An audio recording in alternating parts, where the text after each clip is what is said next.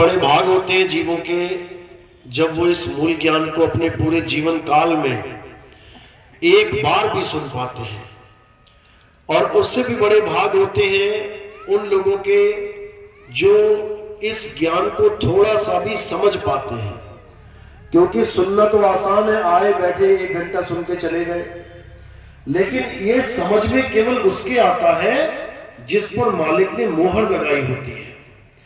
यानी परमपिता परमात्मा ने जिस जीव के ऊपर मुक्ति की मोहर लगा रखी है कि इसकी मुक्ति होनी है इस जन्म में, केवल उसको ही ये सत्संग सुनाई देता है, उसको ये सत्संग समझ में आता है। इसलिए सबसे जरूरी है कि ये सत्संग आपके जीवन में आए, उससे भी जरूरी है कि ये सत्संग आपकी समझ में आए। अब समझ में भी आ जाए तब भी इसका मतलब ये नहीं कि मुक्ति हो गई। अब इसको धारण करना बड़ा मुश्किल होता है।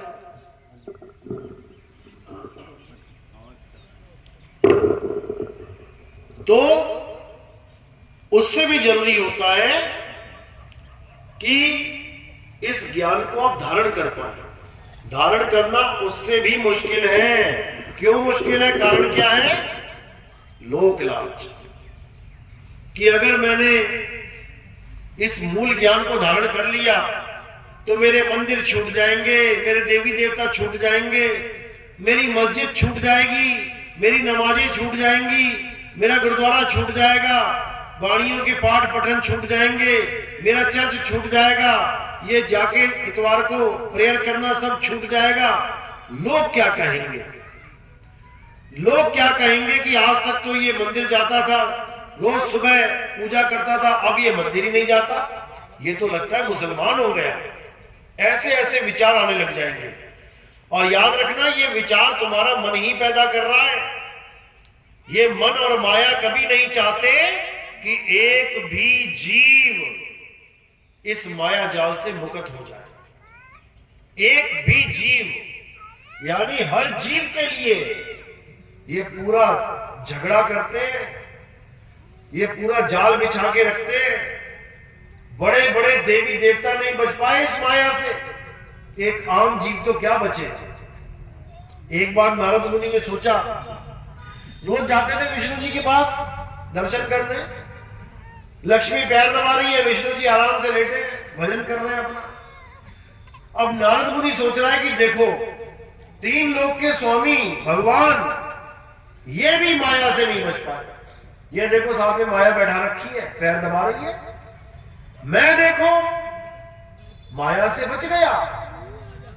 मैं बाल ब्रह्मचारी, मेरे ऊपर माया ने जाल नहीं फेंका, मैंने उसके जाल को किनारे कर दिया, मैं फंसा ही नहीं। ऐसी सोच रखते हुए विष्णु जी के पास जाकर ये बात करने लगे कि महाराज जी, मुझे तो लगता है इस पूरे ब्रह्मांड में अकेला मैं ही हूं जो माया से बचा हुआ है। पूरा दिन आपका नाम जपता हूं, नारायण नारायण नारायण। आप भी नहीं बच पाए माया से। तो विष्णु जी का बिल्कुल सही बात है भाई, बिल्कुल सत्य वचन। हमारे पास माया है, लक्ष्मी का रूप है, तुम तो पूरे पूरे बच गए, बहुत बढ़िया। जाओ नारद, अपने धाम पे जाओ।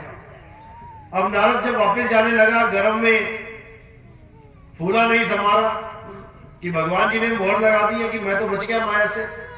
रास्ते में एक महल दिखाई देता है।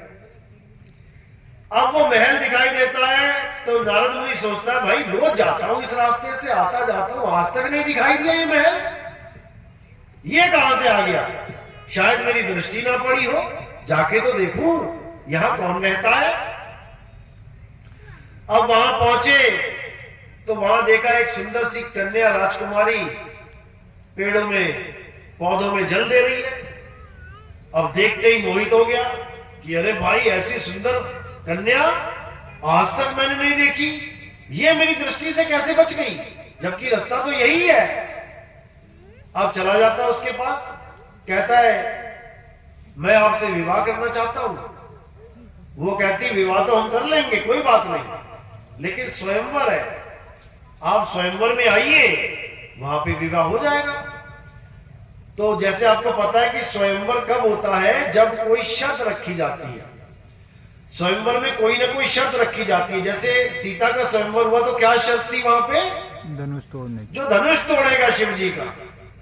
जब द्रौपदी का स्वयंवर था वहां पर क्या शर्त थी कि जो घूमती हुई मछली की आंख में तीर मारेगा, वो भी नीचे तेल में देख के उसको लेके, वो जीतेगा, वही उसको लेके जाएगा। अब वो पूछता है कि तुम्हारे स्वयंवर में शर्त क्या है?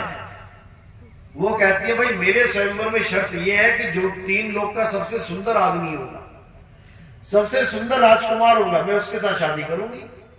अब नारद बड़ा खुश, कहता बहुत बढ़िया, पता लग गया। अब अपनी दिव्य दृष्टि से देखता है पूरे संसार में सबसे सुंदर कौन? बार बार विष्णु जी का चेहरा आ रहा है सामने कि विष्णु जी से हरि से सुंदर कौन है? कोई भी नहीं। अब पहुंच गया हरि के पास, महाराज जी दया करो। कहते क्या हुआ? कहते बस एक दिन के लिए आपका हरि रूप चाहिए मुझे, एक दिन के लिए आपका रूप चाहिए, मुझे दे देना जब मैं मांगू। कहते ठीक है तथास्तु। आ गया स्वयंवर का दिन, मांग लिया प्रभु अपना हरि रूप दे दो, मिल गया, चले गए स्वयंवर में। अब जब सहेलियों के साथ आए राजकुमारी, तो उसको देख के हंस के आगे बढ़ जाए। वो सोचे ऐसा क्या हो गया भाई, ये मेरे गले में माला क्यों नहीं डाल रही? जबकि स्वयंवर की शर्त तो ये थी जो सबसे सुंदर होगा उसके गले में माला डलेगी। तो मैं तो विष्णु जी का रूप लेके बैठा हूं, मेरे गले में माला क्यों नहीं डाल रही है?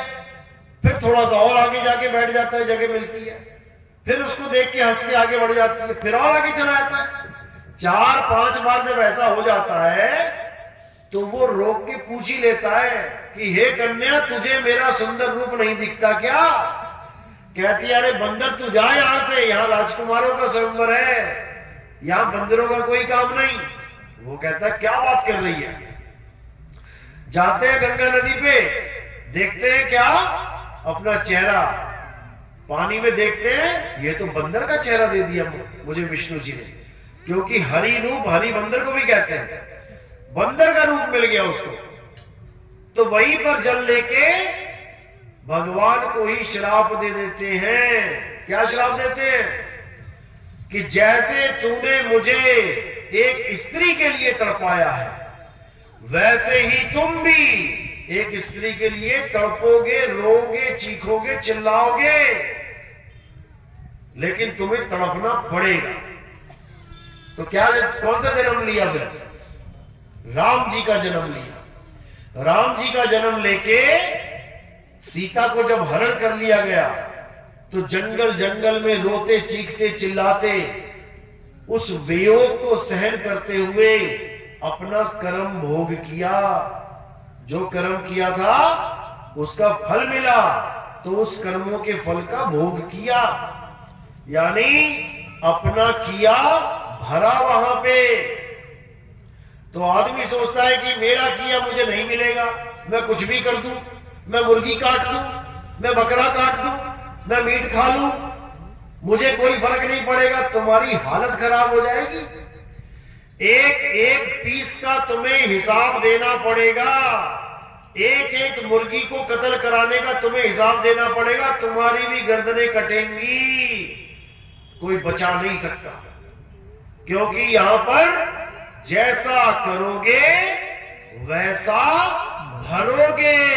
यहां भगवान नहीं बच पाया, तुम तो इंसान हो। अब राम जी तड़प रहे हैं सीता के लिए, रास्ते में कौन मिल गया? सुग्रीव मिल गए। सुग्रीव पता है ना, बाली का भाई। अब उसके साथ मित्रता हो गई, वो भी लग गया राम जी के साथ मदद करने में, जैसे हनुमान जी लग गए। लेकिन सुग्रीव ने कहा मेरा एक भाई है बाली, उसने मेरी स्त्री पे कब्जा कर रखा है, आप मेरी स्त्री को वहां से बचाओ, मैं आपका एहसान जीवन भर नहीं भूलूंगा। तब राम जी ने क्या किया? सुग्रीव को बोला जाओ तुम बाली को निमंत्रण दो युद्ध का, और युद्ध कौन सा? मल्ल युद्ध, कि दोनों भाई लड़ेंगे आपस में। अब बाली के पास एक शक्ति थी, वरदान था, कि जो भी उसके सामने आ जाएगा लड़ने के लिए, उसका आधा बल बाली के पास आ जाएगा। इसी वरदान के कारण रावण को बाली ने 6 महीने बाह में दबा के रखा, कांख में। 6 महीने तक रावण को। क्यों? आधा बल रावण का इधर आ गया। माना बाली 1 रुपया है, रावण 100 रुपया है, तो 100 रुपए का आधा 50 रुपया इधर आ गया, तो 50 और 1 51, और उधर रह गया 50। अब पिटेगा ही। तो रावण ने 6 महीने मार खाई उससे। अब बाली को पता है कि सुग्रीव जो बहुत कमजोर है मेरे आगे, ये मुझे मल्ल युद्ध के लिए पुकार रहा है, तो नहीं जाएगा क्या? जाएगा। झगड़ा है भाई भाई का। वो झगड़ा क्यों है वो भी आपको पता है। एक राक्षस को मारने के लिए बाली गुफा में गया, सुग्रीव को कहा कि मैं इसको मार के ही बाहर निकलूंगा। बहुत महीने तक युद्ध होता रहा। उसके बाद खून की धारा जब निकली, तब सुग्रीव ने सोचा भैया मारे गए। ये सोच के जाके राज सिंहासन में बैठ गया, जबकि उसको पता है कि भैया के सामने आते ही उसकी आधी ताकत भैया में आ जाएगी। तो उसने कैसे सोच लिया कि भाई मारा गया? गलती सुग्रीव की है। कम से कम तू देख तो लेता ना कि खून जब निकल आया, खून की धारा बह गई, तो थोड़ी देर और खड़ा हो जा, कर ले इंतजार कि भैया की लाश आई है बाहर की, उस राक्षस की। क्यों नहीं किया इंतजार? जाके राजपाट पे बैठ गया, जाके उसकी बीवी को भी अपने साथ रख लिया, भाई की बीवी को। तो गलती किसकी है? सुग्रीव की है कि नहीं है? जब इतने महीने खड़ा रहा तो थोड़ी देर और खड़ा हो जाता, पता लग जाता। अब जब भाई पहुंचा, उसको मार के अपने राज्य में देखा सुग्रीव बैठा है सिंहासन में, बताओ। अब मार मार के भगाया उसको वहां से। फिर भी भाई पे तरस किया, जान से नहीं मारा। क्या मार नहीं सकता था वो? क्या बाली सुग्रीव को जान से नहीं मार सकता था? मार सकता था, लेकिन फिर भी केवल हाथ पैर घुसे मार के दौड़ा दिया उसको कि जा भाग यहां से, बचा ले अपनी जान। अब वो राम जी से मदद मांग रहा है कि मेरे भाई से मेरा राज, मेरी बीवी छुड़वा दो। अब राम जी ने क्या किया कि जाओ उसको ललकार लो। ललकार दिया उसको आके। दोनों भाई लड़े, सुग्रीव और बाली। खूब मारा, खूब मारा। तो क्या जान से मार दिया? नहीं मारा जान से। फिर भी भाई ने भाई को नहीं मारा, और उसको अधमरा छोड़ के, यानी हाथ पैर उसके सही से तोड़ के, कहने को तोड़ के, तोड़े नहीं है, केवल उसको दबा दिया, हरा दिया। जैसे बड़ा भाई छोटे भाई को दबा दे, जमीन में मुंह घुसा दे उसका, मिट्टी खिला दे उसको, और कहे सुधर जा तू, और इतना कह के चला जाए। यानी उसके दिल में अभी भी भाई के लिए प्रेम है, तभी तो जान से नहीं मार रहा।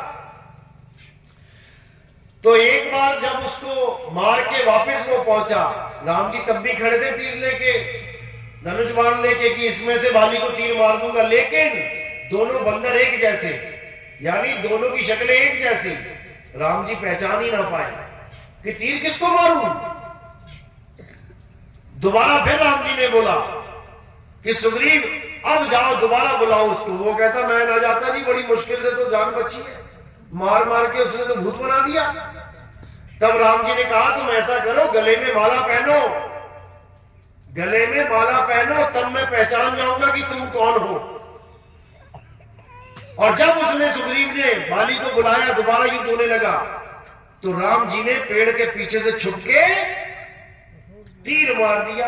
अच्छा किया या बुरा किया? महान काम किया? महान काम किया क्या? नहीं। छुप के तीर मार दिया, महान काम किया? नहीं। ये गलत काम किया, ये मर्यादा भंग करी। मर्यादा, पुरुषोत्तम ने मर्यादा भंग करी, इसका उन्हें श्राप मिला। नहीं मिला तो बताओ? मिला? मिला। हाँ या ना? मिला। मिला। किसने दिया? बाली ने दिया कि मर्यादा पुरुषोत्तम राम, तुम काहे के मर्यादा पुरुषोत्तम हो? तुमने क्षत्रिय मर्यादा भंग करी है। मैं भी क्षत्रिय हूं, मैं भी युद्ध करता हूं। मेरे गुरुदेव ने मुझे बताया कि निहत्थी स्त्री पे, बालक पे और निहत्थे आदमी पे वार नहीं करना है। जब दो लोग आपस में लड़ रहे हो तो बीच में से तुमने वार नहीं करना है। तुमने ये मर्यादा भंग करी, मैं तुम्हें मर्यादा पुरुषोत्तम नहीं मानता। जाओ, मैं तुम्हें श्राप देता हूं कि जैसे तुमने मुझे तीर मारा है, मैं भी तुम्हें तीर मारूंगा। तुम्हारी मृत्यु का कारण मैं बनूंगा। दिया कि नहीं दिया? दिया। तो फिर जयकारा किसके लगाते हो तुम लोग? जो मर्यादा भंग करता है उसका जयकारा लगाते हो। सोचो, मर्यादा जो कभी भंग ना करे, जयकारे उसके लगते हैं। जो मर्यादा ही भंग कर दे, उसके जयकारे लगने चाहिए क्या? नहीं लगने चाहिए। उसी एक तीर की वजह से कृष्ण जी का जन्म लेना पड़ा। और कृष्ण जी की मृत्यु कैसे हुई?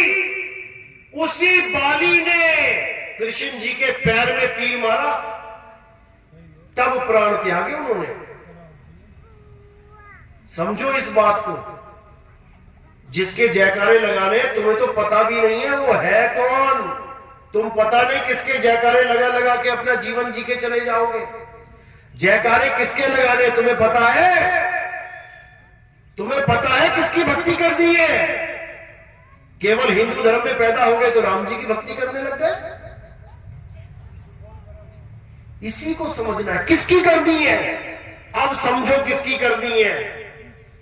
हे अर्जुन, परमात्मा वो है जिसको अस्त्र शस्त्र काट नहीं सकता, जिसको अग्नि जला नहीं सकती, जिसको वायु सुखा नहीं सकती, जिसको जल भिगो नहीं सकता। कौन है वो बताओ जरा?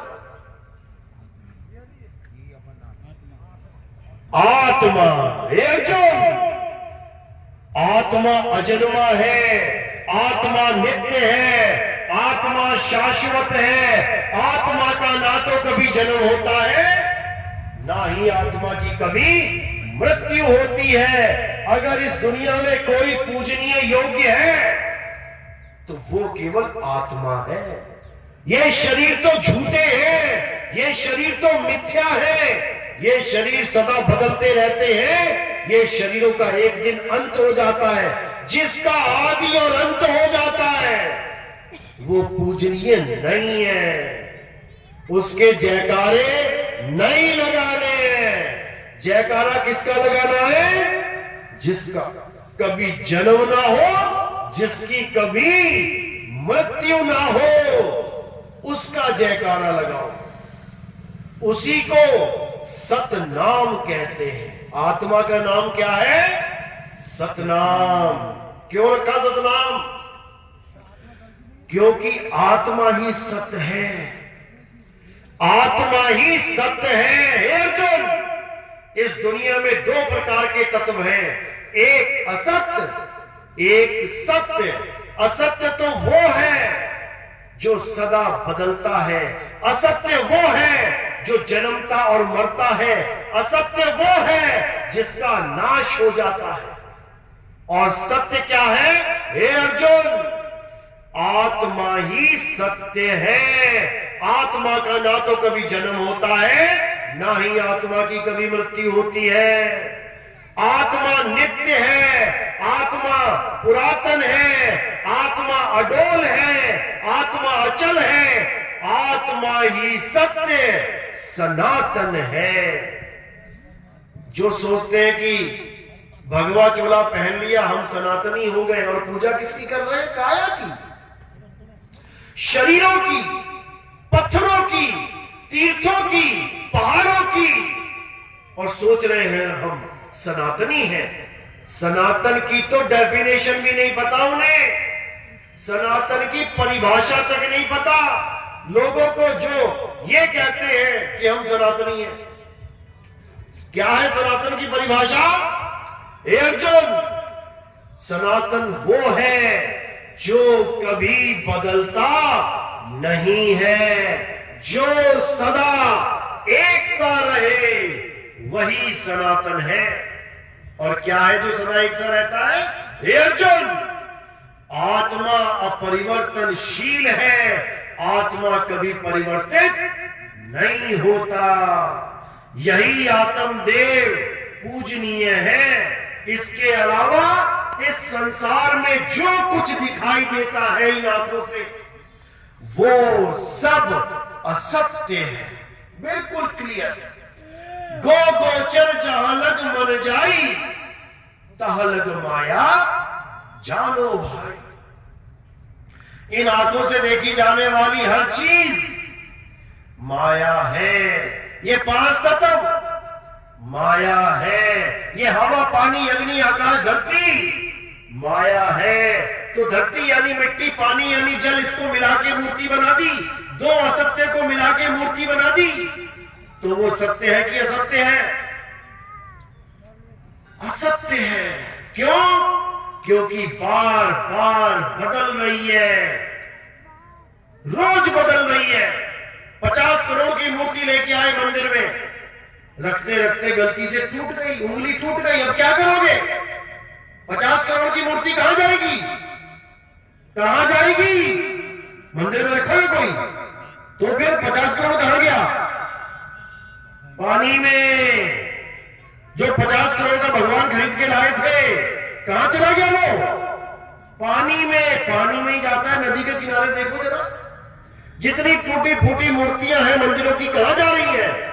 सब पानी में ही जा रही हैं, खंडित हो जा रही हैं। इसीलिए कृष्ण जी ने कहा, हे अर्जुन, जो वस्तु खंडित हो जाए वो पूजनीय नहीं है। आत्मा अखंडित है, आत्मा अघुलनशील है, आत्मा अपरिवर्तनशील है। हे अर्जुन, हमें केवल आत्मा का ज्ञान प्राप्त करना चाहिए, ना कि ये देवताओं की पूजा करनी चाहिए। अध्याय 7 23वां श्लोक क्या कहता है देवी देवताओं की पूजा के ऊपर? हे अर्जुन, जो कम अकल के लोग होते हैं, बुद्धिहीन होते हैं, अल्प बुद्धि होते हैं, वो देवताओं की शरण में जाते हैं और उन्हें प्राप्त होने वाला फल सीमित और क्षणिक होता है। देवताओं की पूजा करने वाले देवलोक को जाते हैं, पितरों की पूजा करने वाले पितरलोक को जाते हैं, भूतों की पूजा करने वाले भूतों के लोक में जाते हैं। ये तीनों अज्ञानी मुझे नहीं प्राप्त कर सकते। हे अर्जुन, मुझे वही प्राप्त कर सकता है जो मुझे तत्व रूप में जानता है, इस काया रूप में नहीं। कि तुम्हें एक शरीर दिखाई दे गया जिसमें मुरली पकड़ी है और मोर पंख लगा है, तुम कहो ये तो कृष्ण जी है। अरे भाई, वो काया है, कृष्ण जी नहीं है, वो शरीर है। हे अर्जुन, तू और मैं शरीर नहीं है, तू और मैं आत्मा है। ऐसा कोई समय नहीं था जब तू, मैं और ये राजा महाराजा नहीं थे, और ऐसा कोई समय नहीं आएगा जब तू, मैं और ये राजा महाराजा नहीं होंगे। तुम इन शरीरों को अपना चाचा, अपना भाई मत समझो। ये शरीर 5 तत्व है, माया है। तुम्हारा चाचा, तुम्हारा भाई, तुम्हारा मामा आत्मा है। इन शरीरों के मारे जाने पर भी कोई आत्मा नहीं मरेगा। इसलिए तू शरीरों का मोह त्याग, धनुष बाण उठा और इनका संहार कर। बिल्कुल क्लियर समझाया गया। अब ये आत्मा जो हमने सुना, आत्मा सबने सुना ना, आत्मा शब्द सबने सुना है जीवन में, सबको पता है आत्मा है। हाथ खड़े करो जिसने आत्मा का नाम नहीं सुना है। बस 2-4 लोगों ने सुना, ईमानदारी से खड़े कर दो भाई। सब हाथ खड़े करो जिसने आत्मा का नाम सुना है। देखो सब खड़े हो गए। एक भी ऐसा आदमी नहीं होगा, गली में, गांव में, नुक्कड़ में, शहर में, तुम कहीं भी चले जाओ, किसी को भी रोक के पूछ लो, भैया क्या तुमने आत्मा का नाम सुना है? मना करेगा क्या? तुम महाज्ञानी और महाअज्ञानी दोनों से पूछ के देख लेना, ऐसा कोई होगा ही नहीं जिसने आत्मा का नाम ना सुना। सब अपनी अपनी आत्मा लेके आए हो ना अपने साथ, सब लाए हो ना, घर तो नहीं छूट गई किसी की। जल्दबाजी में बाथरूम में रह गई हो, खाना बना रही हो, चूल्हे के पास पड़ी रह गई हो आत्मा। सब लेके आए हो, सब लेके आए हो, क्योंकि आत्मा ना लाते तो तुम यहां पहुंच ही ना पाते। दुनिया की सारी पूजा पाठ, दुनिया के सारे मंत्र हवन यज्ञ जब तक किसकी ताकत से हो रहे हैं? आत्मा की ताकत से। सामने भगवान की मूर्ति है, तुम आरती गा रहे हो, अगर तुम्हारी आत्मा बीच में निकल गई ना तो सामने भगवान की भी हिम्मत नहीं है जो तुमसे आरती पूरी करवा दे। है भगवान की ताकत। सामने जिस भगवान को तुम बोल रहे हो कि भगवान है और तुम आरती गा रहे हो, अगर बीच में अटैक आ गया तो भगवान की हिम्मत नहीं है कि तुमसे आरती पूरी करवा दे। तुम नमाज पढ़ रहे हो, अगर नमाज पढ़ते पढ़ते बीच में अटैक आ गया तो उस खुदा की हिम्मत नहीं है जो नमाज पूरी करवा दे। तुम गुरुद्वारे में पाठ कर रहे हो, अगर तुम्हारे प्राण निकल गए तो किसी की हिम्मत नहीं है कि गुरुद्वारे में वो पूरा शब्द गवा दे। बीच ही में रोक दिया जाएगा सब कुछ, ले जाओ भैया हो गया काम।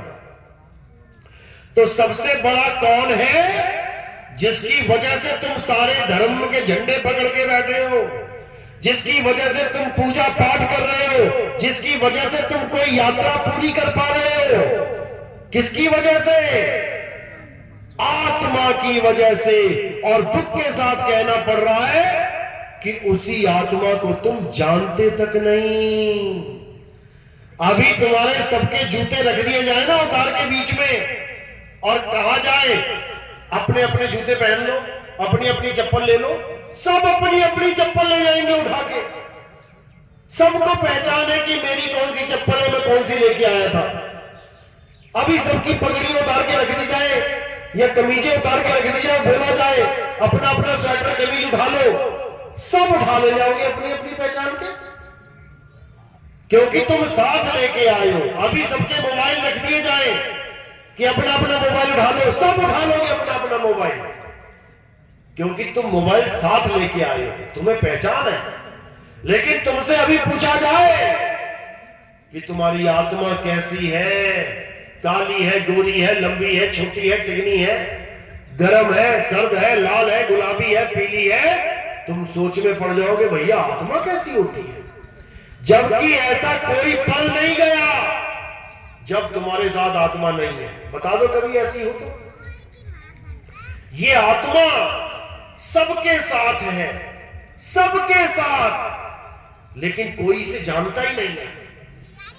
जो इसे नहीं जानता वो आत्मज्ञानी नहीं है, और जो इस आत्मा को जानता है वो आत्मज्ञानी है। तो हमने क्या बनना है? हे अर्जुन, जो अपनी आत्मा में रमण करता है, जो अपनी आत्मा का ज्ञान जानता है, जो अपनी आत्मा में तृप्त है, जो अपनी आत्मा में संतुष्ट है, उसको किसी धार्मिक कर्म कर्तव्य करने की कोई आवश्यकता नहीं है। उसको पूरे जीवन में एक बार भी किसी देवी देवता का जयकारा लगाने की जरूरत नहीं है। उसे एक बार भी मंदिर जाने की जरूरत नहीं है। उसे एक बार भी मस्जिद गुरुद्वारा जाने की जरूरत नहीं है। क्यों? क्योंकि वो उस तत्व को जान चुका है जिसमें परमात्मा का वास है। आत्मा में ही परमात्मा का वास है। इसीलिए कबीर साहब ने कहा, जब लगना छीनोगे आत्म तब लगना मिली है परमात्मा। ये पत्थर पूजने से, पत्थरों को भगवान मानने से परमात्मा नहीं मिलता। अगर मंदिर में जो भगवान रहता है, लगता है जो तुम्हें पत्थर भगवान है, रात में ताला ना लगाओ। अंदर सोने की मूर्ति रखी हो, मंदिर में ताला ना लगाओ, खोल दो, भगवान है, रक्षा कर लेगा अपनी। कर लेगा क्या? सुबह क्या खबर आएगी कि भगवान की मूर्ति मंदिर से चोरी हो गई, मंदिर का गल्ला तोड़ के चोर ले गए। अरे जो अपने भगवान अपने घर की हिफाजत नहीं कर पा रहा है, वो तुम्हारे घर की कैसे करेगा? अगर भगवान घर में रहता, मंदिर में रहता, सोमनाथ का मंदिर 17 बार लूट लिया गया। तुम्हारे घर में कभी चोरी हुई होगी, एक आधी बार, 2 बार हो गई होगी। तुम भी इतने होशियार हो कि 17 बार चोरी नहीं होने दूंगा मैं, कुछ ना कुछ इंतजाम कर लोगे। लेकिन भगवान सोमनाथ के मंदिर में 17 बार मुसलमानों ने, विदेशियों ने डाका डाला और चोरी करके ले गए। क्यों नहीं रोक पाया भगवान? क्यों नहीं रोक पाया? क्योंकि मंदिर में भगवान नहीं रहता। अगर मंदिर में भगवान रहता होता, सोचो, चोरी नहीं होती, एक भी दंगा ना होता, एक भी चोरी नहीं होती। अगर एक गली में 4 पुलिस थाने खुल जाएं, छोटी छोटी चौकियां, आएगा चोर? कोई सपने में ना आएगा कभी। चोर भी वहां चोरी करता है जहां पुलिस वाले ना हो, लेकिन मंदिर में चोर घुस के चोरी करता है। बताओ, यानी पुलिस वालों से भी कमजोर है भगवान। कहां भरम में फंसे हो? ठीक है, मंदिर एक शुरुआत है जीवन की, बहुत अच्छी बात है। जैसे ABCD की जो किताब है, A for apple, B for bat, C for cat, का से कबूतर, खा से खरगोश, गा से गमला, अच्छी बात है, पढ़ रहे हो। क्यों? ये तुम्हारी शुरुआत है। लेकिन अगर तुम सारी उम्र का से कबूतर, खा से खरगोश ही पढ़ते रहे तो डॉक्टर कब बनोगे? तो इंजीनियर कब बनोगे? तो साइंटिस्ट कब बनोगे? शुरुआत है, अच्छी बात है, लेकिन आगे बढ़ो। मंदिर अच्छी बात है, क्योंकि छोटे से बच्चे को तुम आत्मज्ञान नहीं सिखा सकते। अब उसको भगवान से जोड़ के भी रखना है तो क्या करना पड़ेगा? मंदिर जाना सिखा सकते हो। ले बेटा जल पकड़, मंदिर में शिव जी के ऊपर डाल के आ, इतना काम तो वो कर लेगा, अच्छी बात है। गलत काम से, लाख गलत काम से बच के एक पूजा कर रहा है, अच्छी बात है। लेकिन सारी उम्र वो पत्थर को ही भगवान मान के बैठ जाए, गलत बात है, क्योंकि भगवान कभी पत्थर के थे ही नहीं। बता दो कौन सा भगवान पत्थर का था? बोलो, क्या राम जी पत्थर के थे? नहीं। क्या कृष्ण जी पत्थर के थे? नहीं। बता दो अगर थे। अरे वो तो पत्थर को भी इंसान बना गए। अहिल्या को नहीं बनाया क्या? अहिल्या पत्थर की थी। पत्थर का कौन हो जाता है? जिसको श्राप लगता है। अहिल्या को श्राप लगा, वो पत्थर की होगी, भगवान ने पैर लगा के उसको इंसान बना दिया। और तुमने भगवान को ही पत्थर बना दिया, उल्टा काम कर दिया तुमने। बताओ, विवेक लगाओ, बुद्धि लगाओ। पत्थर भगवान नहीं है। भगवान कहां है? हे अर्जुन, मैं हर जीव की आत्मा में विराजमान हूं। मेरा स्थान आत्मा है, क्योंकि मैं स्वयं एक आत्मा हूं। वो आत्मा में विराजमान है हमारे, इसीलिए आत्मा अजर अमर अविनाशी है। शरीर अजर अमर अविनाशी नहीं है। अब अर्जुन ने पूछा कि फिर आत्मा का ज्ञान हम कैसे प्राप्त करें? अध्याय 4 34वां श्लोक। हे अर्जुन, जो ज्ञान मैं तुम्हें समझा रहा हूं, आत्मा का ज्ञान, इसे प्राप्त करने के लिए तुम ऐसे संत की शरण में जाओ जिसने आत्मा को जान लिया है। जो आत्मा को जानता है, जो आत्म ज्ञान से परिपूर्ण है, केवल वही तुम्हें आत्मा का ज्ञान बता सकता है। एक बार आत्मा का ज्ञान हो जाने पर तुम कभी भी अज्ञान को प्राप्त नहीं होगे। यानी अब तुम्हारे अंदर आत्म ज्ञान आ गया, अब तुम अपनी आत्मा को जान गए हो। अब तुम पत्थरों में भगवान नहीं ढूंढोगे। तुम्हारे पीछे 4 गुंडे पड़ जाए तलवार लेके मारने के लिए, सामने 100 फुट की हनुमान जी की मूर्ति है और उसी के 100 मीटर दूर पुलिस थाना है, किस तरह भागोगे? बताओ, बचने के लिए कहां जाओगे? पुलिस थाने में जहां 4 आदमी बैठे हैं पुलिस वाले, या उस 100 फुट की मूर्ति के पास भागोगे, उसके पीछे छुपोगे जाके, क्योंकि हनुमान जी के पास गदा भी है। बताओ कहां जाओगे? बोलो। पुलिस थाने। हनुमान जी के पास कौन जाएगा? हाथ खड़े करो जरा। कोई नहीं जाएगा। अरे खड़े कर दो भाई, क्या पता बचा ले, भगवान है। अरे भाई अब क्यों विवेक जाग गया? हाथ खड़ा करो जिसको हनुमान जी में पूरा भरोसा है मूर्ति पे, वो मुझे बचा लेगा। देखो एक ने उठा लिया, बहुत बढ़िया। ये देखो पूरे उठ गए। जब इन्हीं के पीछे कोई पड़ेगा ना, फिर इनसे पता लग जाएगा कहां जाएंगे। याद रखना इस बात को, सुन लो, समझ लो। सबके सामने लोक लाज में उठा लेंगे हाथ, पूरे उठ जाएंगे। मंदिर में बैठा था टी सीरीज का मालिक गुलशन कुमार, मंदिर में बैठा था ना जी। किसको पता है मंदिर में बैठा था? सबसे बड़ा पुजारी था वो। इतनी कैसेटें निकाली उसने, इतनी कैसेटें निकाली जिसको सुन सुन के तुम भी भगत बन गए। पता है ना जी। उसको मारने के लिए वो लोग कहां पहुंचे? मंदिर में। मंदिर छोड़ के कहां भागा पता है तुम्हें? नहीं पता। ये कहने की बातें हैं। अभी कुत्ता पीछे पड़ जाए ना, मंदिर छोड़ के तुम आगे भाग जाओगे। ये कहने की बातें हैं, लोगों को भरमाना नहीं है, विवेक जगाना है। कुछ अच्छी बात करनी है, समझदारी वाली बात करनी है। वो हनुमान जी की मूर्ति तुम्हें नहीं बचा सकती, क्यों? वो पुलिस वाले तुम्हें बचा लेंगे, क्यों? कारण जानो इसका, क्योंकि वो हनुमान जी की मूर्ति सीमेंट से बनी है, इंसान ने बनाई है। लेकिन उन आदमियों को इंसान ने नहीं बनाया है। अब ये मत कहना कि मां बाप ने बनाया है। मां बाप ने केवल शरीर बनाया है। जो शरीर को चला रहा है वो कौन है पता है? कौन है वो? आत्मा। आत्मा। किसने बनाई है कोई माई का लाल जो आत्मा को बना दे? उस मां बाप ने नहीं बनाई आत्मा। अगर मां बाप आत्मा बना देते तो कोई बच्चा पैदा ना होता मरा हुआ।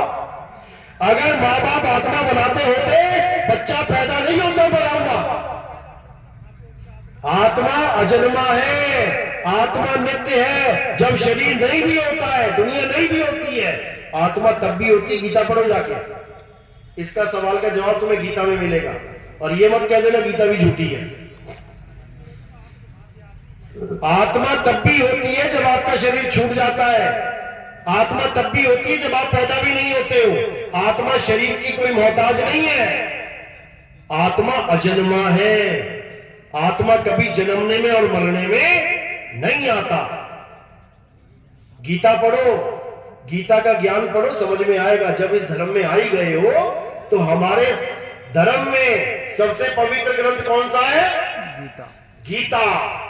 अगर गीता का ज्ञान आपको नहीं समझ में आता, इसका मतलब आप इस धर्म के लायक ही नहीं हो। ये धर्म सनातन धर्म है। ये धर्म आत्मज्ञानियों का धर्म है। ये धर्म पत्थरों का धर्म नहीं है। याद रखना इस बात को। कबीर साहब कहते हैं, पाथर पूजे हरि मिले तो मैं पूजू पहाड़।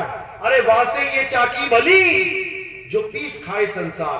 अगर तुम्हारे जीवन में सबसे इंपॉर्टेंट पत्थर है कोई दुनिया में, तो वो कौन सा पत्थर है? मंदिरों का पत्थर नहीं है। सबसे इंपॉर्टेंट पत्थर है चक्की। चाहे कोई हिंदू है, चाहे मुसलमान, चाहे कोई सिख है, चाहे ईसाई, चाहे बौद्ध है, चाहे कोई जैन है, बिना चक्की के उसका जीवन नहीं गुजर सकता। बता दो, कोई आटा नहीं खाता है, कोई रोटी नहीं खाता। सबके जीवन में सबसे इंपॉर्टेंट पत्थर है चक्की। अगर तुम भगवान को मानना ही चाहते हो पत्थर, तो चक्की की पूजा करो। जो साहिब ने वाणी में भी बोला है, प्रमाणित किया है, पाथर पूजे हरि मिले। पत्थर कौन पूछता है? केवल हिंदू धर्म वाले। मुसलमान को पूजवा के दिखाओ जरा, ईसाई को पूजवा के दिखाओ, सिख को पूजवा के दिखाओ। पाथर पूजे हरि मिले तो मैं पूजू पहाड़। अगर पत्थर पूजने से हरि मिलता है, कौन आ गया काट। अगर पत्थर पूजने से हरि मिल जाए तो सारे धर्मों को मिल जाए। केवल हिंदू धर्म क्यों कर रहा है काम? पत्थर पूजने से हरि नहीं मिलेगा। अपनी आत्मा में परमात्मा को ढूंढने से हरि 100% मिलेगा। हरि का नाम हरि क्यों रखा है? जिसके कारण आपकी ये काया हरी भरी है। ये आपकी जो काया हरी भरी है ना, उस आत्मा की वजह से है। तुम अपनी मां को मां कह रहे हो, पिता को पिता कह रहे हो, बच्चों से प्रेम कर रहे हो, उसके शरीर को कुछ होने नहीं दे रहे हो, केवल आत्मा की वजह से। जैसे तुम्हारे पिता की आत्मा अलग हो गई शरीर से, तुम उसी पिता को उठा के फूंक के आ जाओ, और जीवित पिता की उंगली, जीवित मां की उंगली आग में डाल के दिखा देना, तुम मान जाओ तुम्हें मैं। क्यों नहीं डाल पाओगे? आत्मा की वजह से। आत्मा है तो पिता के साथ पूरा प्रेम है, उंगली भी नहीं काट सकते उनकी, जला नहीं सकते। आत्मा चली गई, छोड़ दिया शरीर को, अब पूरा पिता ही उठा के तुमने फूंक दिया। तो किस चीज की महत्व है जीवन में? शरीर तो पहले भी था, मरने से पहले, मरने के बाद में, शरीर तो दोनों अवस्थाओं में है। आत्मा की वजह से सब कुछ है भाई, और तुम उसी आत्मा को नहीं जान पा रहे। हनुमान जी को जब पूछा गया कि तेरा राम कहां रहता है, तब उन्होंने कोई मंदिर का एड्रेस नहीं दिया कि वहां फलाना मंदिर में राम रहता है। क्या किया उन्होंने? अपनी छाती फाड़ के दिखाई कि मेरा राम मुझ में रहता है, तभी तो मैं चल रहा हूं। ये आत्म राम है जो सब में बैठा है। घट घट मेरा साइया, सोनी सेज न कोय, और बलिहारी व घट की, जिस घट प्रगट हुए। सब में आत्म राम बैठा है, तुझ में राम, मुझ में राम, सब में राम समाया। अरे सबसे कर लो प्रेम, जगत में कोई नहीं पराया, सब में राम समाया। लेकिन तुम मुसलमान को कहो कि तेरे अंदर राम है, वो कहेगा भैया जा तू, मेरे अंदर कोई राम नहीं है। तेरा राम होगा तेरे अंदर, मेरे अंदर तो खुदा है। अब वो तो हम जानेंगे ना, वो थोड़ी नहीं जानते। खुदा कह लो, राम कह लो, एक ही बात है। तो कल से मस्जिद में जाके पढ़ो, जाके वहां नमाज, जब खुदा और राम एक है, वहां कहोगे ना ना ना ना ना, हम नहीं जाते वहां पे। ज्ञान की बात तो बड़ी अच्छी बोल दी, खुदा और राम एक है। अभी दोनों गुटों में लड़ाई हो जाए, अभी डंडे सबसे पहले हमें पकड़ देंगे, वहां हम राम और खुदा को अलग अलग कर देंगे। तो ये प्रैक्टिकल ज्ञान है। असली राम कौन है? जो सब में समाया है, वो आत्म राम है। अब तुम मुसलमान को जाके कहो कि तेरे अंदर आत्मा है, मेरे अंदर आत्मा है, मना करेगा क्या? तुम ईसाई को जाके कहो, तुम सिखों को जाके कहो कि तेरे अंदर भी आत्मा है, मेरे अंदर भी आत्मा है, मना करेगा क्या? नहीं करेगा, क्योंकि आत्मा सब में है। लेकिन जब हम आत्मा को एक नाम दे देते हैं कि अल्लाह, कोई कहे तेरे अंदर अल्लाह है, मेरे अंदर नहीं है भाई, तेरे अंदर राम है, मेरे अंदर नहीं है भाई। जब तुमने नाम दे दिया तो अलग अलग अलग अलग अलग हो गए। जब तुमने एक नाम पैटर्न हो गए, कौन सा? आत्म राम। अब बताए कोई कि किसमें आत्मा नहीं? कौन है जो बिना आत्मा के चल रहा है? अगर तुम कोई पूजा पाठ कर भी रहे हो, दीपक जला भी रहे हो, तो उस आत्म राम की वजह से। पूजनीय केवल एक है, आत्म राम, उसी को आत्म देव कहते हैं। गुरु ग्रंथ साहब में यही बोला गया है, आत्म देव पूजिए, गुरु के सहज स्वभाव। आत्मदेव को पूजना है, वो आत्मदेव की वजह से आपकी काया चल रही है, आप लीला कर पा रहे हो यहां पे। उसी आत्मदेव की वजह से मेरी काया चल रही है, मैं लीला कर रहा हूं। उसी आत्मा की वजह से हनुमान जी की काया चल रही है, हनुमान जी लीला कर रहे हैं। उसी आत्मा की वजह से कृष्ण जी, राम जी की लीला हो रही है। उसी आत्मा की वजह से रावण चल पा रहा है। उसी आत्मा की वजह से कुंभकर्ण, मेघनाथ अपनी लीला कर रहे हैं। उसी आत्मा की वजह से सारे संत महात्मा लीला कर रहे हैं। हमें शरीरों को त्याग के आत्मा को प्रेम करना चाहिए। जिस आत्मा की वजह से राम जी खड़े हैं, जिस आत्मा की वजह से कृष्ण जी खड़े हैं, जिस आत्मा की वजह से रावण, कुंभकर्ण, मेघनाथ, रविदास जी, मीराबाई, कृष्ण जी, आप, हम खड़े हैं, उस आत्मा को जानना चाहिए। उस आत्मा को जानने के बाद तुम्हारे सारे भ्रम टूट जाएंगे। तुम्हें समझ में आ जाएगा कि मैं शरीर नहीं हूं। जब मैं शरीर नहीं हूं तो राम जी शरीर कैसे हो सकते हैं? शरीर तो नाशवान है। अगर मैं शरीर नहीं हूं, मैं आत्मा हूं, मैं अविनाशी हूं, तो राम जी कैसे शरीर हो गए, तो कृष्ण जी कैसे शरीर हो गए? शरीर तो नाशवान है भाई। गाते भी है ईश्वर अंश जीव अविनाशी। अविनाशी। देखो कितनी जल्दी बोल दिया अविनाशी।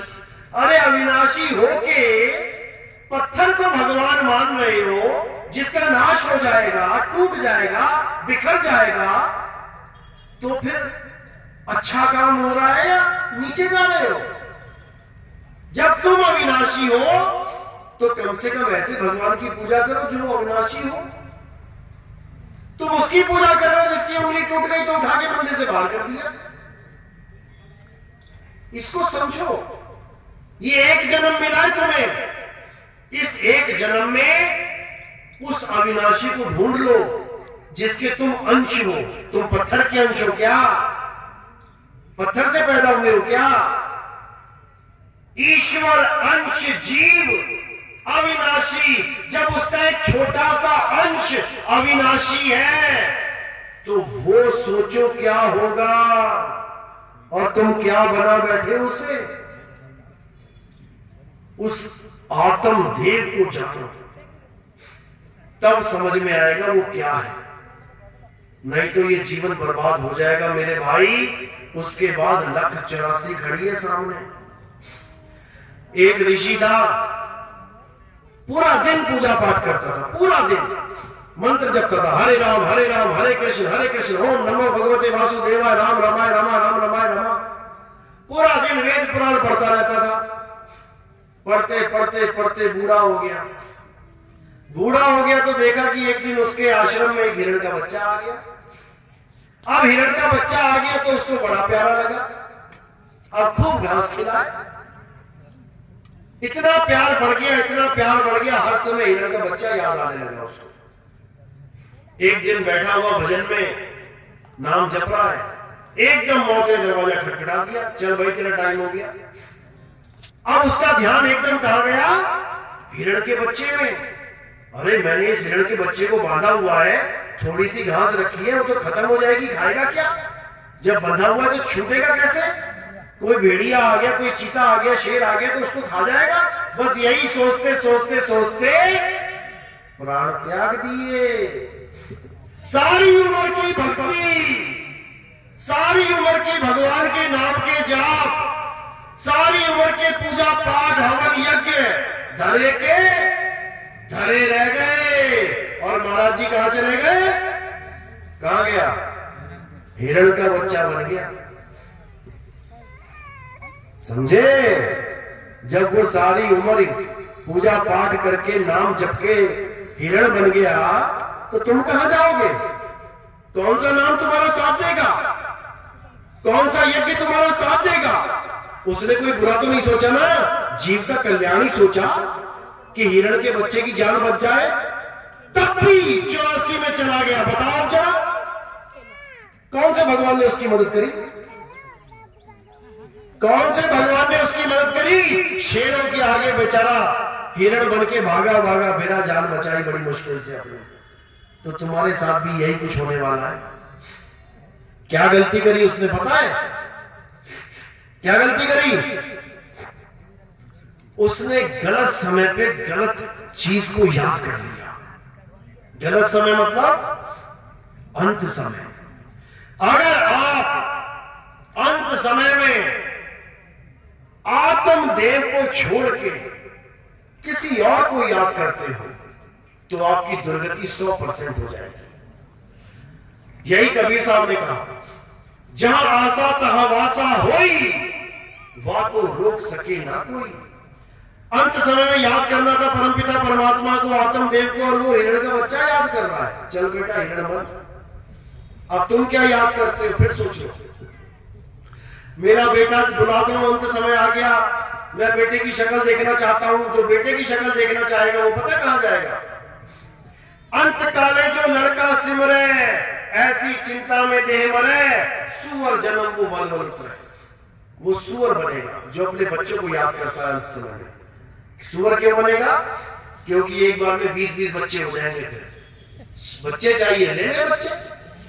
5 बार बच्चे हो गए तो पूरी कौरवों की फौज इकट्ठी हो जाएगी, 20-25 100। ले लो बच्चे, कितने चाहिए? जो पैसा याद करेगा, खेत खलियान याद करेगा, माया याद करेगा, अंत काले जो लक्ष्मी सिमरे, ऐसी चिंता में दे मरे, प्रेत सर्प जुनून बलबल उतरे। देखो खजानों में, गड्ढों में देखो, घड़ों पे देखो, सोने के अशरफियों पे सांप बैठे हैं, ये दुर्गति हो जाएगी।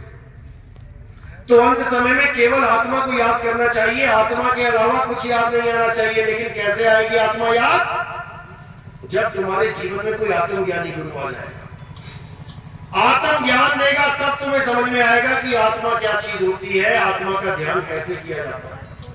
और जो अंत में आत्मा का ध्यान करेगा वो स्वयं आत्मा ही हो जाएगा। अब उसे यमदूत नहीं पकड़ सकते, अब उसे आग जला नहीं सकती, अब उसे वायु सुखा नहीं सकती, अब उसे जल भिगो नहीं सकता, अब वो कभी भी गर्भजून में नहीं आएगा, उसकी मुक्ति सदा सदा के लिए हो जाएगी।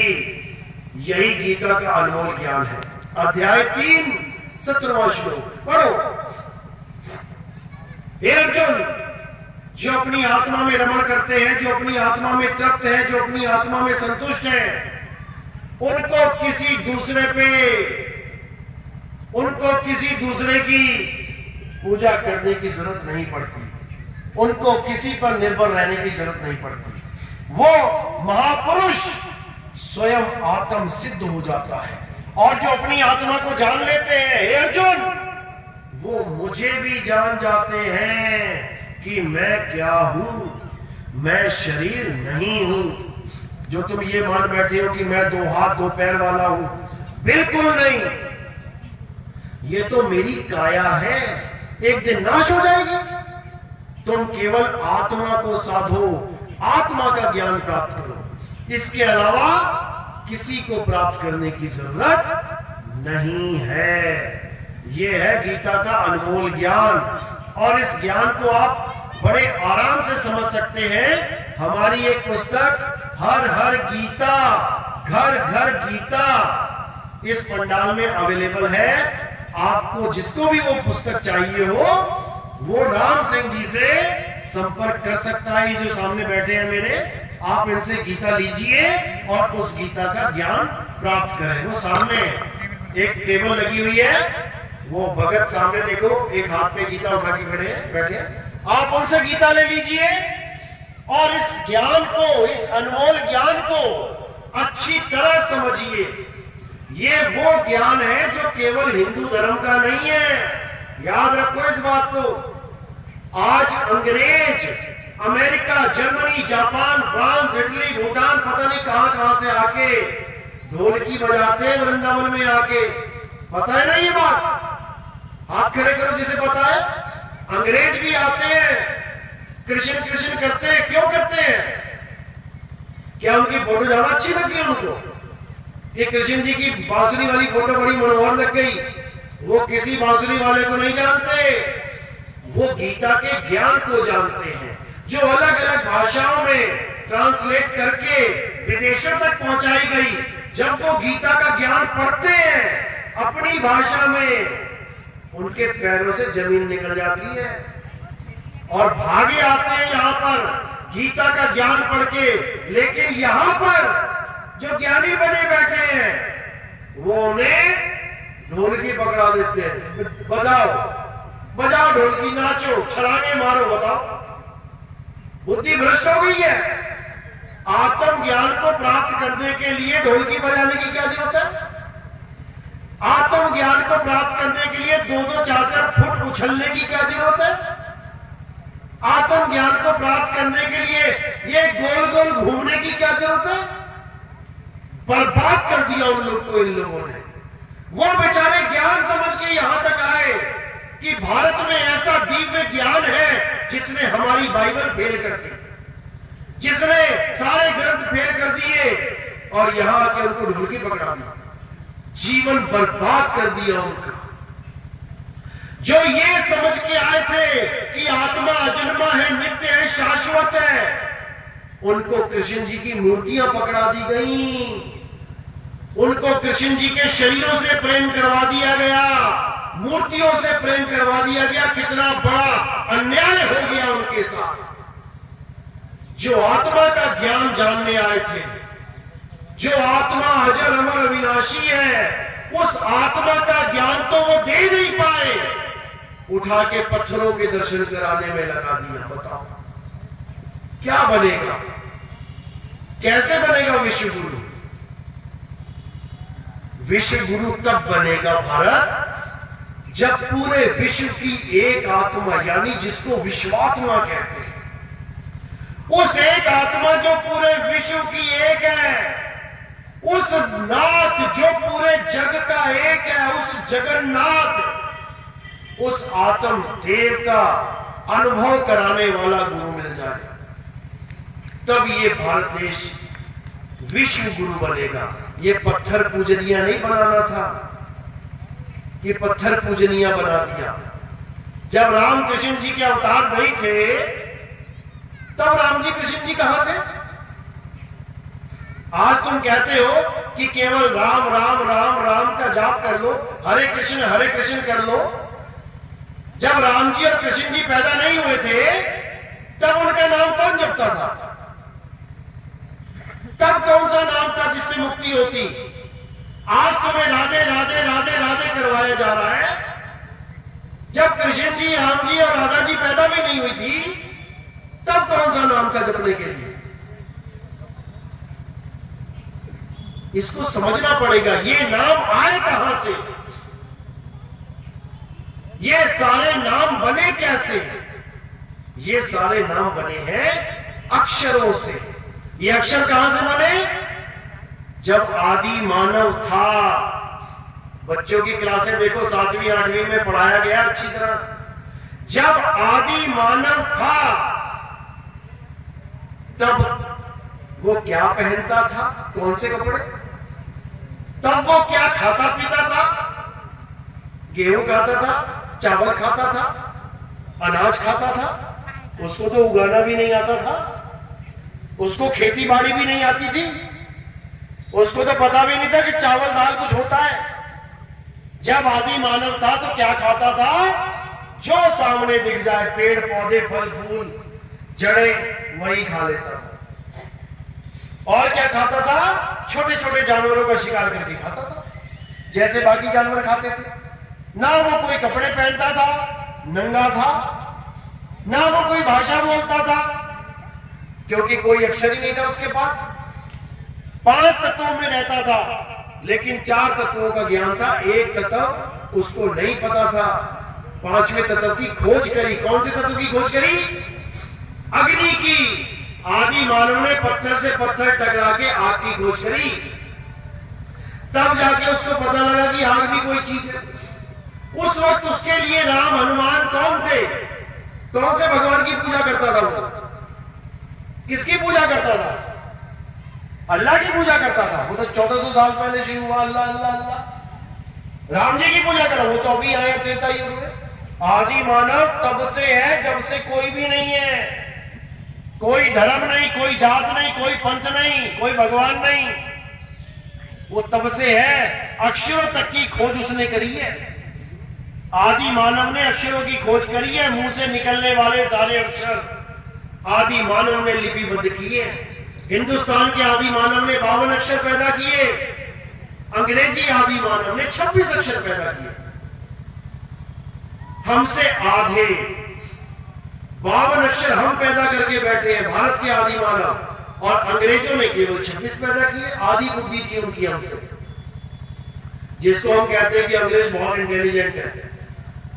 आधे अक्षर खोज पाए, उसके बाद अपने अपने अक्षरों से दुनिया में हर चीज का नाम रख दिया गया, पढ़ाया गया, बच्चों को समझाया गया।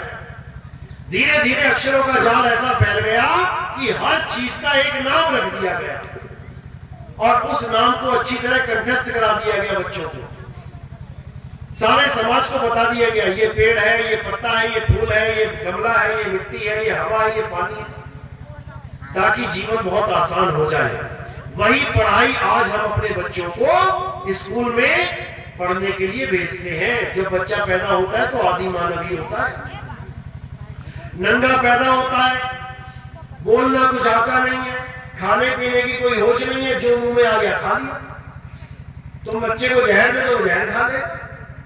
कई ऐसे लैट्रिन करके वहां पे ना देखो तुम लैट्रिन ही खा लेते हैं बच्चे, अब वो है।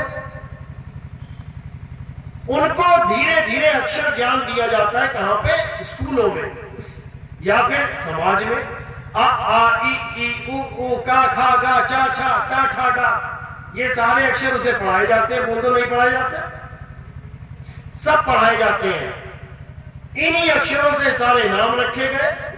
दुनिया के जो रखे भगवानों के भी नाम रख दिए, राम, कृष्ण, हनुमान, अल्लाह, वाहिगुरु, गॉड।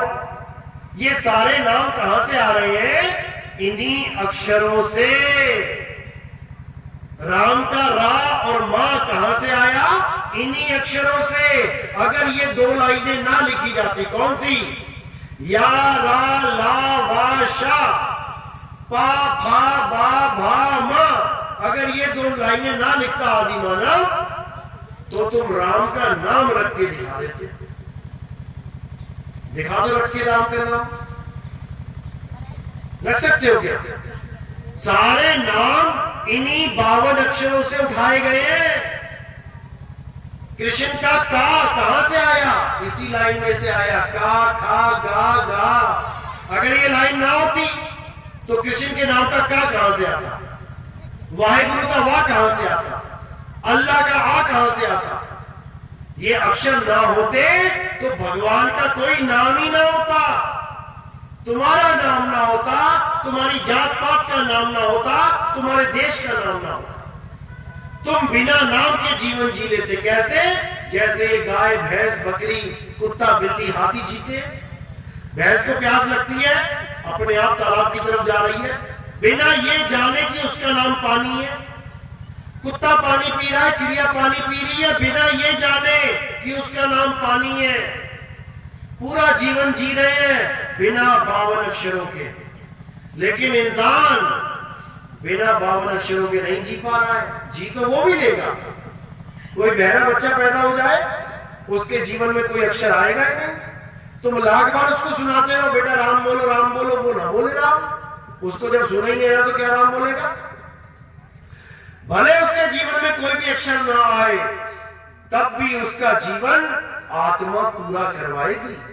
नहीं करवाएगी तो बोलो, क्या बहरा जीता नहीं है? क्या बहरा खाता नहीं है? क्या बहरा पीता नहीं? क्या बहरे की शादी नहीं होती? क्या बहरा बच्चे पैदा नहीं कर सकता?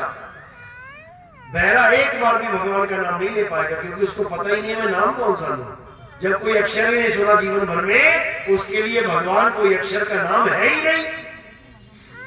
फिर भी उसको आत्मा का ज्ञान हो सकता है अगर उसे संकेत मिल जाए तो। बहरा केवल एक ही भाषा जानता है, कौन सी? बहरों का अखबार में समाचार आता है, जैसे तुम समाचार सुनते हो ना बुलेटिन, ऐसे बहरों के भी समाचार आते हैं। और तुम देखते भी रहोगे ना, तुम्हें पता ही लगेगा कि क्या बता गई आधे घंटे में। और बहरा पूरा समाचार सुन लेगा। कैसे पता है? कैसे? इशारों से। एक लड़की बैठ जाएगी आगे, ये 2-4 हाथ ऐसे घुमा के चली जाएगी, आधे घंटे में बहरा सारी कहानी समझ जाएगा उसकी। ये क्या बता रही है? तुम कहोगे अरे बाप रे ये क्या बोल रही है। कान वाले फेल हो जाएंगे वहां पे, और बहरा पूरा ज्ञान समझ लेगा इशारों से। इसी प्रकार इशारों के द्वारा हर जीव आत्मा का ज्ञान प्राप्त कर सकता है। इशारे के द्वारा प्राप्त होता है वो। उसको सैन कहते हैं। कान से प्राप्त नहीं होता वो। उसको सैन बैन कहते हैं। बैन यानी ज्ञान, सैन यानी इशारा। हम वासी व देश के जहां जात वर्ण कुल नहीं, शब्द मिलावा हो रहा देह मिलावा नहीं। अगर परमात्मा को पाना चाहते हो, पहले तो देह को किनारे कर दो। किसी भी देह की पूजा नहीं करनी है। कोई कहे मैं राम जी की पूजा करूंगा, हनुमान जी की पूजा करूंगा, तो वो देह की पूजा कर रहा है। देह तो खंडित हो जाती है, देह पैदा होती है, देह बार बार बदलती है। देह में कोई भी तीर घुस सकता है, देह में कोई भी चाकू घुस सकता है, देह चक्र के द्वारा कट सकती है, आग में झुलस सकती है, पानी से गल सकती है। इसलिए देह भगवान, देह परमात्मा नहीं है। हम वासी व देश के जहां जात वर्ण कुल नहीं, शब्द मिलावा हो रहा, देह मिलावा नहीं। अब शब्द क्या है? शब्दों में भी बड़ा झोल झाल है। कैसे? कोई कह रहा है शब्द अल्लाह वाहिगुरु, अल्लाह से मुक्ति होगी। कोई कह रहा है शब्द वाहिगुरु से मुक्ति होगी। कोई कह रहा है राम शब्द से मुक्ति होगी। कोई कह रहा है जय कृष्ण से मुक्ति होगी। कोई कह रहा है फलाने से, कोई कह रहा है ढिकाने से मुक्ति होगी। अब शब्दों का इतना बड़ा जाल फैला हुआ है। अब क्या करें? हिंदू को राम प्यारा, मुसलमान को अल्लाह, सिख को वाहिगुरु प्यारा, ईसाई को गॉड। अब क्या करें? कौन से शब्द से मुक्ति होगी? अब साहिब क्या कह रहे हैं? हम वासी व देश के जा जात वर्ण कुल नाही, अरे सैन मिलावा हो रहा, शब्द मिलावा नहीं। सैन के द्वारा जो तुम्हें ज्ञान करवा दे इशारे से। जैसे कोई कहे गुरुजी मुझे पानी प्राप्त करना है, तो दो प्रकार के गुरु मिलेंगे। एक कहेगा बेटा जप, पानी पानी पानी पानी पानी, वो 100 साल पानी पानी जपता रहे, क्या उसे पानी मिल जाएगा? गर्दन तो घुमा दोगे ऐसे। अभी मैं कहूं राम कैसे मिलेगा? राम राम करके, तब गर्दन ऐसे घूम जाएगी ऐसे। पानी पानी करके पानी मिलेगा तो ऐसे घूमेगी, और राम राम करके राम मिलेगा तो ऐसे घूमेगी। दिक्कत ये है, जबकि दोनों में ही ऐसे घूमनी चाहिए। ना पानी पानी करके पानी मिलेगा, ना सोना सोना जबके सोना मिलेगा, ना चांदी चांदी जबके चांदी मिलेगी, ना राम राम जबके राम मिलेगा, ना श्याम श्याम जबके श्याम मिलेगा, ना सोहंग सोहंग जबके सोहंग मिलेगा। कैसे मिलेगा पानी? इशारे से।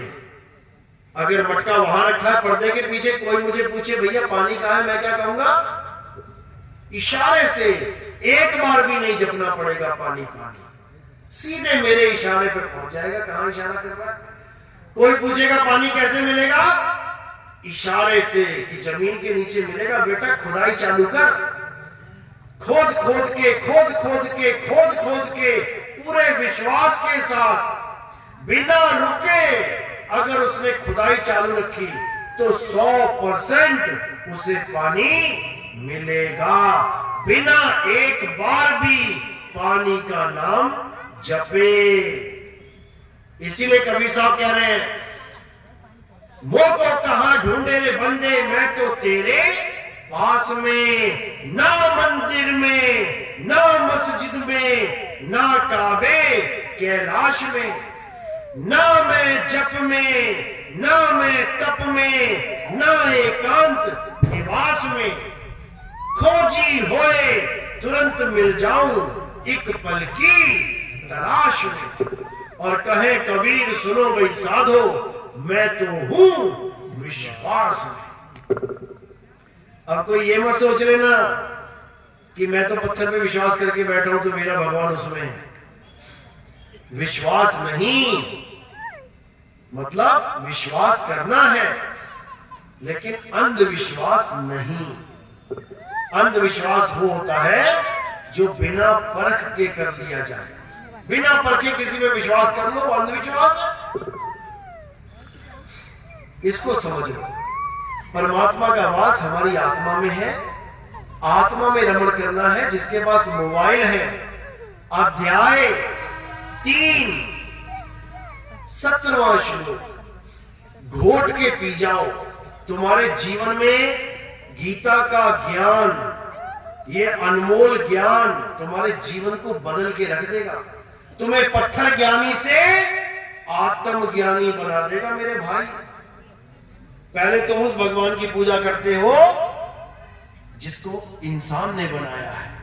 अब तुम उस भगवान की पूजा करोगे जिसने इंसान को बनाया है। जमीन आसमान का अंतर है। हमने भगवान को बनाया है, भगवान ने हमें बनाया। हमको भगवान ने बनाया या हमने भगवान को बनाया? और हम पूजा किसकी कर रहे हैं? जिस भगवान को इंसान ने बनाया। ऑर्डर पे तुम जाओ किसी मूर्ति वाले के पास, भैया एक फोटो बनवानी है, कितने हाथ रखने हैं? ऐसा करो 8 रख दो। गर्दन कितनी रखनी है? ऐसा करो 4 रख दो। पैर कितने रखने हैं? ऐसा करो, 2 ही रहने दो। तुम डिमांड कर रहे हो, तुम भगवान बनाने में लगे हो और वो तुमसे भगवान बनाने के पैसा ले रहा है। कितने का बनाना है? मेरा बजट 20,000 का है। अच्छा 20,000 का भगवान चाहिए तुम्हें? भैया मेरा 500 का है। कोई बात नहीं, सस्ते में मिल जाएगा, 20 रुपए का भी मिल जाएगा। देखो जाके छोटी छोटी मूर्तियां 20 रुपए की। और तुम 20 रुपए का भगवान रख के तुम कह रहे हो भगवान 20 करोड़ की लॉटरी लग जाए मेरी। बताओ, 20 रुपये के भगवान से तुम 20 करोड़ की लॉटरी मांग रहे हो खड़े होकर। शर्म नहीं आती तुम्हें? उस परमात्मा को जानो जिसने अखिल ब्रह्मांड को संभाल रखा है, जिसकी ताकत से ये सारा ब्रह्मांड टिका हुआ है, जिसकी ताकत से तुम टिके हुए हो, चल रहे हो, खा रहे हो, पी रहे हो। उस भगवान को मत मानो जो गलती से गिर जाए तो खुद भी ना उठ पाए। कह के देख लेना, भगवान जी उठ जाओ, जब उठोगे तभी आरती करूंगा तुम्हारी। बैठ जाना, फिर सुबह से दोपहर हो जाएगी, दोपहर से शाम हो जाएगी, शाम से रात हो जाएगी, अब तुम कहोगे यार अब तो क्या पूजा करो, भगवान ही नहीं उठ रहा। तो ऐसे भगवान की पूजा करने से कुछ होने वाला नहीं है मेरे भाई। उस भगवान की पूजा करो, उस परमात्मा की पूजा करो जिसकी वजह से ये मूर्तियां चल रही हैं। ये देखो कितनी सुंदर सुंदर मूर्तियां चल रही हैं। उस आत्मा को जानो, सबका कल्याण हो जाएगा। चाहे कोई हिंदू है वो अपनी आत्मा को जान ले, चाहे कोई मुसलमान भाई है वो अपनी आत्मा को जान ले, चाहे कोई सिख भाई है वो अपनी आत्मा को जान ले, चाहे कोई ईसाई है वो अपनी आत्मा को जान ले। सबकी आत्मा एक समान है, एक समान है। और जब सब आत्मा को जान लेंगे तो झगड़ा रहेगा ही नहीं। अब तुझ में राम, मुझ में राम, सब में राम समाया, झगड़े खत्म हो गए। अब उस राम को तू अल्लाह कह ले, तेरी मर्जी। उस राम को मैं राम कहूंगा, मेरी मर्जी। उस राम को तू वाहिगुरु कह ले, तेरी मर्जी। उस राम को तू गॉड कह ले, तेरी मर्जी। झगड़ा खत्म। मेरे घर में जो बिजली आ रही मैं उसको बिजली कह रहा हूं, कोई उसको इलेक्ट्रिसिटी कह रहा है, कोई इसको विद्युत कह रहा है, कोई इसको एनर्जी कह रहा है, तेरी मर्जी। पंखे सबके चल रहे हैं, पंखा सबका घूम रहा है, हवा सब खा रहे हैं। तो इसी प्रकार झगड़ा खत्म करना है, आत्मा को जानना है। मेरी बात समझ में आ रही है कि ऊपर से जा रही है? किस किस के समझ में आ रही है? हाथ खड़ा करो। पूरा गांव जाके है, क्या बात है। अभी गणेश चतुर्थी आ जाएगी, अभी सब भूल जाओगे, अभी वहीं पहुंच जाओगे उस भगवान के पास जिसको इंसान ने बनाया है। अब ये काम नहीं करना है भाई, तुम्हारी पढ़ाई पूरी हो गई। अगर ये बात समझ में आ गई तो वो पढ़ाई तुम्हारी पूरी हो गई। अब तुमने आगे बढ़ जाना है, आत्म ज्ञान को प्राप्त करना है। कृष्ण जी तुमसे तब उतने खुश नहीं होंगे जो तुम रोज जाके माथा टेकते हो, घंटी बजाते हो, भोग लगाते हो। इतने खुश वो तब नहीं होंगे जितने वो अब हो जाएंगे अगर तुमने आत्मा का ज्ञान समझ लिया तो। क्योंकि उन्होंने गीता का ज्ञान आत्म ज्ञान के लिए ही दिया है मेरे भाई। उस ज्ञान को समझो। तो आज का सत्संग यही समाप्त करते हैं। उम्मीद है मालिक की दया से 100 नहीं तो 1% समझ में आया हो। 1% भी समझ में आ गया तो समझ लो कि अब तुम्हारी आगे की क्लास शुरू हो गई है। अब आज नहीं तो कल, कल नहीं तो परसों परमात्मा अपने आप